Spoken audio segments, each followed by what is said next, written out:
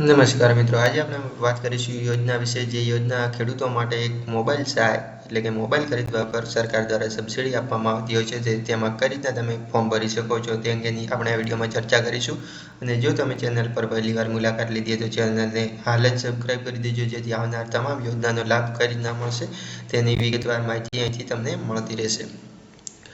યોજનામાં વાત કરીએ તો ખેડૂત મોબાઈલ સહાય યોજના 2024, જેમાં ખેડૂતોને સ્માર્ટફોનની ખરીદી પર સહાય આપવામાં આવે છે. ગુજરાત રાજ્યના તમામ લાભાર્થીને ખેડૂતોને લાભ આપવામાં આવે છે. જેમાં અરજી કરવાની છેલ્લી તારીખ શરૂઆતમાં વાત કરીએ તો 9 જાન્યુઆરી 2024 થી 8 ફેબ્રુઆરી 2024 સુધી અરજી કરી શકો છો. તેની ઓફિશિયલ વેબસાઇટમાં વાત કરીએ તો iKheduત.gujarat.government.in પર જઈને તમે વધારે માહિતી મેળવી શકશો. જેમાં 15,000 રૂપિયાની મોબાઈલની ખરીદી પર 40% અથવા તો 6,000 જે બેમાંથી ઓછું હોય તે તમને આપવામાં આવશે. એટલે કે તમે 15,000નો મોબાઈલ ખરીદશો તો તમને 6,000 રૂપિયા સરકાર દ્વારા સબસિડી આપવામાં આવશે. એમાં હેતુમાં વાત કરીએ તો આજના સમયમાં મોટે ભાગે લોકો માટે સ્માર્ટફોન છે, પરંતુ જે લોકો ગામમાં વસે છે, તેમની આવક ઓછી છે, તેમની પાસે સ્માર્ટફોન ખરીદી શકતા નથી. આમ જે ગામમાં રહેતા ખેડૂતોને રાજ્ય સરકારના સ્માર્ટફોનની ખરીદી પર સહાય કરે છે. આ સ્માર્ટફોનનો ઉપયોગ કરી ખેડૂતો ઓનલાઈન દવા અને અન્ય માહિતી મેળવી શકે છે અને પાક ઉત્પાદક પછી પાકના બજાર માહિતી પણ સ્માર્ટફોન દ્વારા ઓનલાઈન મેળવી શકશે. અને આ રીતે વિવિધ કારણો માટે સ્માર્ટફોનની ખરીદી પર ખેડૂતોને સહાય આપવામાં આવતી હોય છે.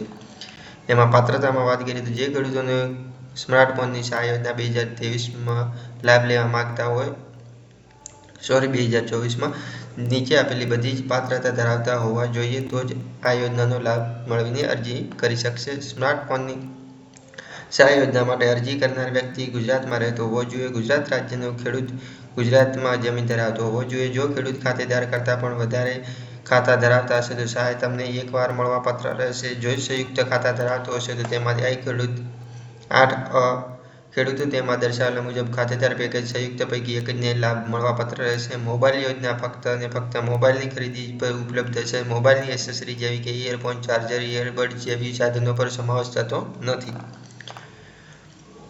એમાં મળવાપાત્ર લાભમાં વાત કરીએ તો રાજ્યમાં ખેડૂતોને મોબાઈલ ખરીદેલ તો તેમને મોબાઈલની કિંમતના 40% સબસિડી મળવાપાત્ર રહેશે. જે આપણે આગળ વાત કરી કે તમે મોબાઈલની ખરીદી 15,000 સુધી કરી શકો છો.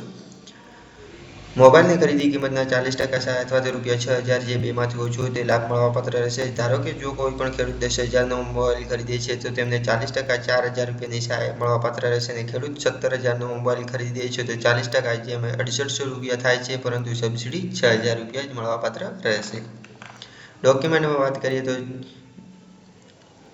આધાર કાર્ડ, સ્માર્ટફોનની જીએસટી નંબર ધરાવતું અસલી બિલ, જે સ્માર્ટફોન ખરીદવાનો હોય તેની IMEI નંબર, ખેડૂતના જમીનના ડોક્યુમેન્ટની નકલ, 8 આની નકલ, ખેડૂતોને રદ થયેલો ચેકની નકલ, બેંક ખાતાની પાસબુકની નકલ હોવી ફરજિયાત છે.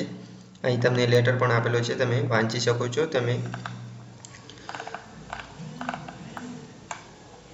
એમાં તમે ધ્યાનમાં રાખવાની જે બાબતો હોય છે આપણે તેનો અચૂકથી એક વિડીયો બનાવી દઈશું. તેમાં તમે કઈ રીતના ફોર્મ ભરી શકો છો. હાલમાં ઓનલાઈન અરજી ચાલુ છે તો તમે ઓનલાઈન આવેદન પણ કરી શકશો. તે આપણે અગાઉના વિડીયોમાં માહિતી લઈ લઈશું. જેથી ચેનલ પર સબસ્ક્રાઈબ ના કરી તો સબસ્ક્રાઈબ અવશ્ય કરી દેજો, જેથી તમને આવનાર તમામ વિડીયો મળતા રહે. તો બસ મિત્રો, આ વિડીયોમાં આટલું જ. ધન્યવાદ.